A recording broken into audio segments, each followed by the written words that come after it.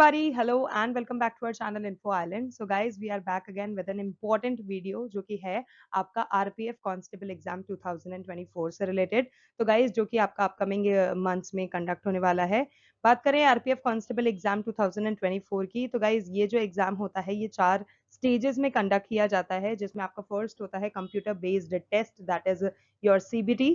उसके बाद होता है PET which is your physical measurement test, और उसके बाद आपका फिजिकल एफिशिएंसी टेस्ट के थ्रू आपकी फिजिकल एफिशिएंसी कैसी है आपका वो सब कुछ चेक किया जाता है। एंड यस, एट लास्ट आपका मेडिकल टेस्ट होता है और उसके बाद डॉक्यूमेंट वेरिफिकेशन होते हैं। तो ये तो थी कि किस तरह से आपका ये एग्जाम कंडक्ट किया जाता है। Now we are going to talk about, आज हम इस वीडियो में क्या करेंगे गाइज, जितने भी आपके RPF कांस्टेबल एग्जाम के प्रीवियस ईयर के इंपॉर्टेंट क्वेश्चन पेपर से इंपॉर्टेंट क्वेश्चंस हम आपके लिए एक्सट्रैक्ट करके लाए हैं इस वीडियो में, जिसमें हम आपका important GK, GS, maths, English, reasoning, इन सब सब्जेक्ट वाइज इन सब के इंपॉर्टेंट टॉपिक से रिलेटेड जो क्वेश्चंस बेहद इंपॉर्टेंट हैं, जो कि इस बार आपको पूछे जाएंगे, वो आज के इस वीडियो में डिस्कस करेंगे।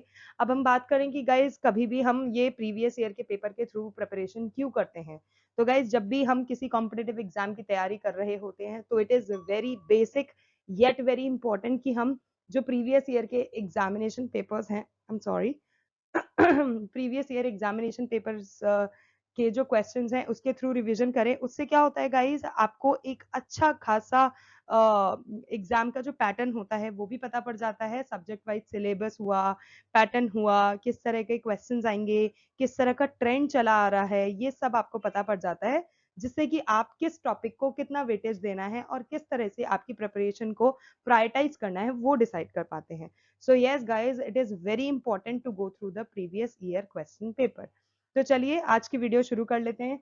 एंड यस, अगर आपने अभी तक चैनल को सब्सक्राइब नहीं करा है तो जल्दी से जाओ चैनल को सब्सक्राइब करो और नोटिफिकेशन बेल आइकन को हिट कर देना, so that whenever we come up with a new video you guys are notified about it। तो चलिए बहुत हो गई बातें, अब देख लेते हैं क्वेश्चंस।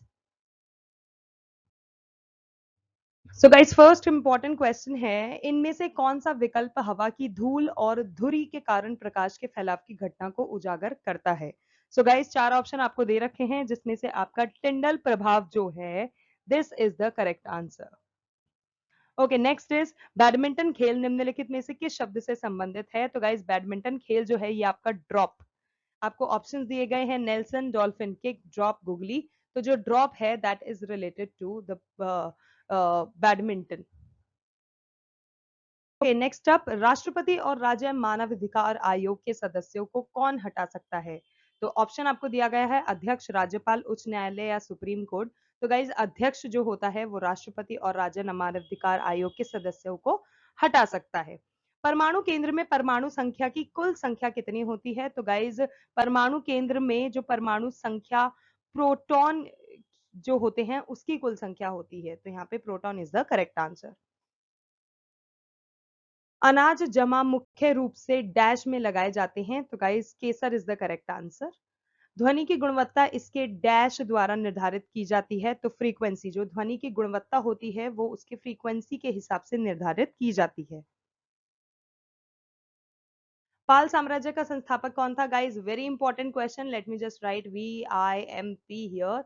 ये बहुत बार रिपीट हुआ है, बहुत इंपॉर्टेंट है, और ऑलमोस्ट हर कॉम्पिटेटिव एग्जाम में जब भी हम जीके जीएस की बात करते हैं पाल साम्राज्य आ ही जाता है। तो बात करें पाल साम्राज्य के संस्थापक की, तो वो है गोपाल।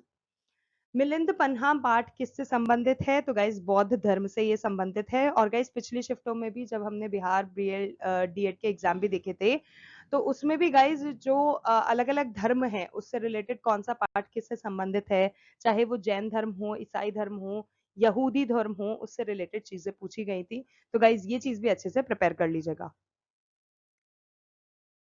इनमें से किसे भारत के नए समुद्र मिले। तो guys Vasco da Gama is the correct answer, जो कि शुरू में भारत की खोज के लिए निकले थे। हैंडबॉल खेल के खेल क्षेत्र को डैश कहा जाता है। तो guys court is the correct answer. Pashupati किस काल से मनाया जाता है। तो गाइज हड़प्पा संस्कृति का जो काल रहा है, हड़प्पा संस्कृति का जो जमाना रहा है, तब से ही पशुपति मनाया जाता है। सार्वजनिक संपत्ति स्रोतों के अति प्रयोग को क्या कहा जाता है। तो सार्वजनिक संपत्ति स्रोत जो होते हैं उनको सार्वजनिक लक्षणों की त्रासदी कहा जाता है, जब उसका अति प्रयोग किया जाता है। ओके गाइस, नेक्स्ट है पैरालंपिक में स्वर्ण पदक जीतने वाले पहले भारतीय कौन थे? तो guys Mariyappan Thangavelu is the correct answer. वो भारतीय पहले ऐसे भारतीय थे जिसने पैरालंपिक में स्वर्ण पदक जीता था।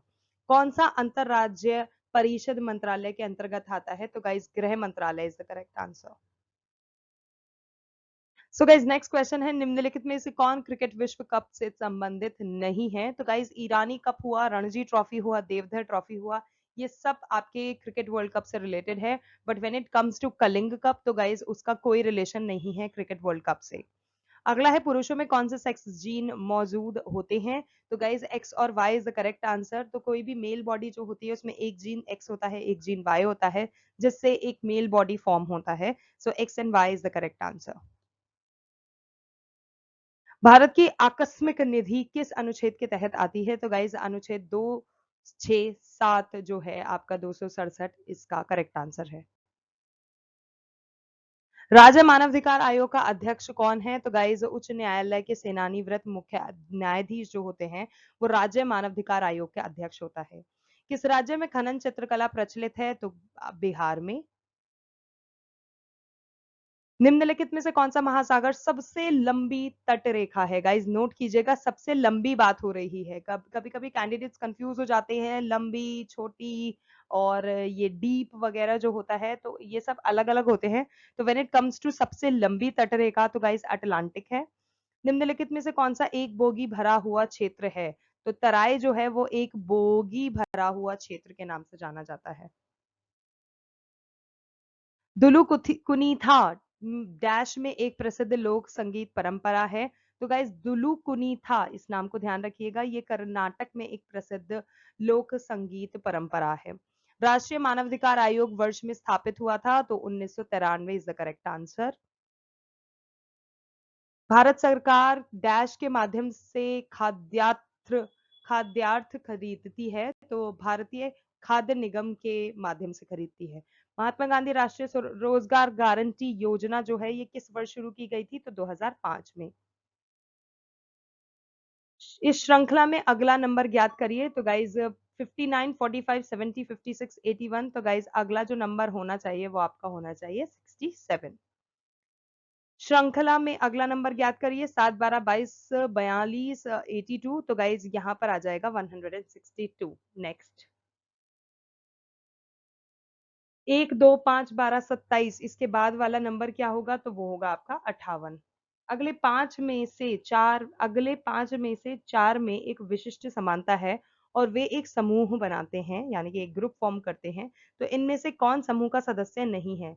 सीईओ, के जी, तो यहाँ पे जीईओ सी, तो यहाँ पे CEO, K G O is the correct answer. Vinay ने कहा वह मेरी माँ के बेटे का बेटा है। तो जो बेटे का रिलेशन है वो विनम्र से क्या हुआ? तो वो हुआ मामा भाऊ। श्रृंखला में अगला नंबर बताइए, 21, 24, 30, 42, 66। तो गाइज नेक्स्ट जो होगा वो होगा आपका 114। दी गई जानकारी को ध्यान से पढ़ें और निम्नलिखित प्रश्नों के उत्तर दें। ए बी सी डी और ई पांच दोस्तों की पहली पंक्ति में आगे की पंक्ति में बैठे हुए हैं। ई जो है ये कतार के एक छोर पर बैठा है, दो अन्य सदस्य ई और सी के बीच में बैठे हैं, बी और डी एक दूसरे के बगल में बैठे हैं, डी और ई के बाएं और दूसरे स्थान पर है। कतार के दोनों ओर कौन बैठे हैं? तो गाइस कतार के दोनों ओर एक तो आपका बैठा है ई जो कि हमने फर्स्ट ऑप्शन में ही पढ़ लिया, और दूसरा हो गया ए। तो ई और ए जो हैं ये आपके कतार के दोनों ओर कोनों में बैठे हुए हैं। ओके गाइस, नेक्स्ट क्वेश्चन, दी गई जानकारी को ध्यान से पढ़ें और निम्नलिखित प्रश्नों के उत्तर दें। ए बी सी डी और ई पांच दोस्तों की पहली पंक्ति में आगे की पंक्ति में बैठे हैं।